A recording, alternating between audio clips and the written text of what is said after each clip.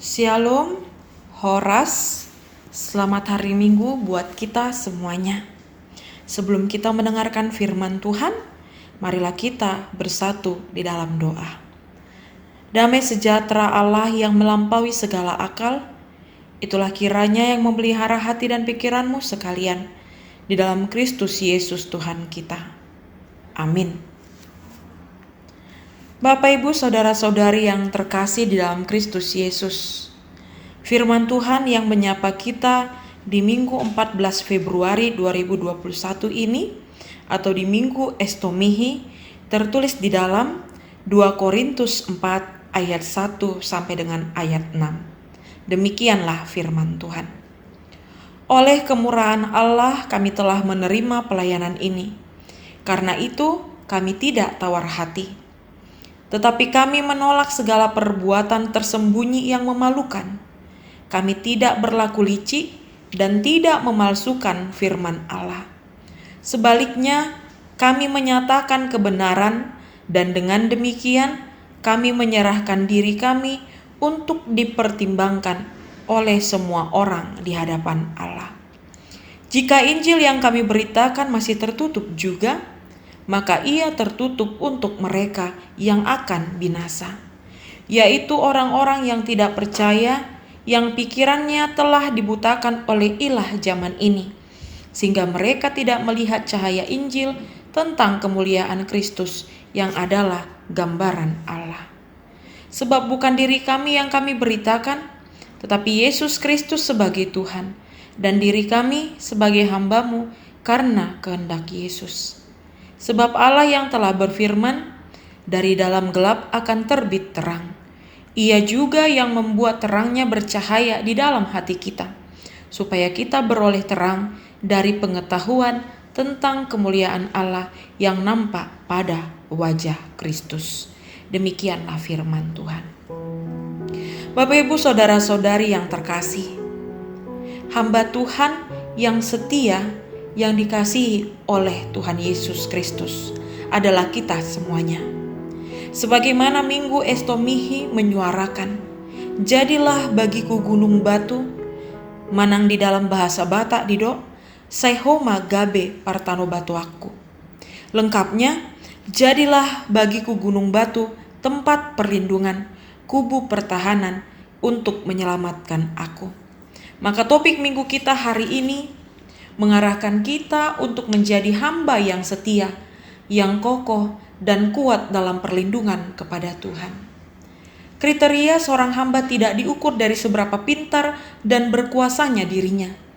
Kekuatan seorang hamba dinilai dari seberapa tunduk dan setia dia melakukan perintah yang mengutusnya dengan tidak pernah kecut hati dan tawar hati.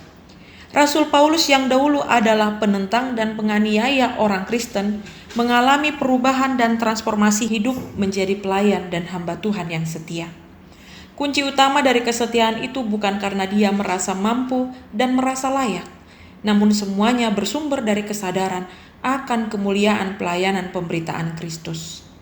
Awalnya Rasul Paulus mengalami tantangan ketika ia memberitakan Injil di Korintus, harus menghadapi orang-orang yang ditengarai sebagai rasul-rasul palsu, menyamar sebagai hamba Tuhan, namun sebenarnya hanya ingin mencari keuntungan diri sendiri. Saudara yang dikasihi Tuhan Yesus Kristus, menjadi hamba yang setia dalam segala kondisi dan rintangan hidup yang mendera akan dibentengi oleh kemampuan untuk menghidupi pengutusan dan pelayanan Kristus yang pada akhirnya membangkitkan motivasi hidup baru dalam melayaninya. Kita dapat merasapi perjuangan para pemberita Injil di tanah Batak melalui lagu buku Ende nomor 519 berikut ini. Tarbi kehidupan Joni Kristus, terus tutano Bataki, dan seterusnya, yang menggambarkan bahwa pekerjaan itu adalah panggilan Kristus dan kita harus siap sedia serta setia kepada Tuhan melaksanakan panggilan itu. Motivasi hidup baru itu akan menghasilkan semangat dan konsistensi hidup dalam menaati pengutusan sebagai hamba, yakni yang pertama, tidak tawar hati. Ketika Paulus ditolak dan juga difitnah, dengan menghancurkan kewibawaannya. Ia tetap kokoh dan tidak tawar hati. Ia tetap memegang teguh prinsip bahwa ini adalah tugas pelayanan dari Tuhan yang harus dilaksanakannya. Tentu dalam kehidupan kita sehari-hari pun banyak hal yang membuat kita tawar hati. Tawar hati karena perkataan kita tidak didengarkan, bahkan ditolak. Tawar hati karena ancaman, tawar hati karena masalah dan beban hidup, tawar hati karena penderitaan dan kesulitan hidup, dan berbagai-bagai beban yang menindih. Inilah yang pertama yang harus kita hadapi. Oleh sebab itu, orang-orang yang dipanggil atas kemurahan Allah tentu menjadi hamba Tuhan yang sejati, yang melaksanakan tugas pelayanan dan benar-benar berestomihi, menjadikan Allah baginya sebagai gunung batu, tempat perlindungan, kubu pertahanan untuk menyelamatkannya. Kemudian yang kedua, komitmen hidup dalam kerendahan hati. Bapak Ibu saudara-saudari yang terkasih, ciri khas dari Rasul Paulus dalam setiap pelayanannya adalah tidak menonjolkan dirinya. Inilah yang membedakan Paulus dari orang-orang yang mengaku sebagai hamba Tuhan, namun sesungguhnya hanya ingin memberitakan dirinya sendiri dan memperoleh keuntungan dari sana. Hamba yang sejati sesungguhnya adalah hamba yang selalu mengatakan bahwa Kristuslah yang terutama. Maka segala sesuatu yang dilakukan, bahkan apapun yang dipandang sebagai keberhasilan dan prestasi, sesungguhnya harus disikapi dengan kesediaan untuk merendahkan hati. Melakukan pelayanan dan pemberitaan dengan hati yang murni hanya demi kemuliaan Allah. Hal ini dapat kita hubungkan sebagaimana dikatakan Yohanes, ia harus semakin besar, tetapi aku harus semakin kecil. Bapak Ibu saudara-saudari yang dikasihi Tuhan Yesus, hamba Tuhan adalah seluruh orang yang merasa seluruh aspek hidupnya adalah pengutusan Tuhan. Jadi tidak berarti hamba Tuhan adalah mereka yang bertitel pendeta atau sintua atau gelar lain. Hamba Tuhan adalah semua orang yang mengakui ia melakukan kehendak Allah dimanapun ia berada, apapun pekerjaannya, bagaimanapun situasi kehidupannya. Maka jadilah hamba Tuhan yang setia, sebab hanya kepada hamba yang setialah Tuhan akan berkenan. Mari kita memaknai pergelutan hamba Tuhan dengan melihat cuplikan video berikut ini. Di tengah-tengah kehidupan kita diberikan tugas oleh Tuhan sebagai hamba yang betul-betul harus setia atas apapun tugas yang diberikannya. Tuhan memberi tugas kepada kita untuk memegang dengan erat, bahkan kita boleh menjadi petunjuk arah, supaya setiap orang betul-betul boleh mengetahui, boleh menuju jalan mana yang harus mereka ikuti. Akhirnya kita menunjukkan inilah arah. Kita memberitahukan kepada setiap orang yang berjalan, karena itu sesungguhnya tugas kita. Kita bersuka cita menunjukkan arah itu, supaya banyak orang yang melalui tugas kita akhirnya mengetahui bahwa Tuhan inilah jalan yang harus mereka tuju. Tetapi di dalam perjalanan kehidupan kita sebagai hamba Tuhan, banyak tantangan yang kita hadapi. Kadang angin kencang yang akhirnya membuat kita terasa sangat berat untuk memegang tugas itu, memegang salib itu. Kita kadang merasa lelah. Kita kadang merasa berat karena hujan, panas terik, sebagai gambaran pergumulan hidup yang sangat berat yang harus kita lewati, pergelutan kita sebagai hamba Tuhan.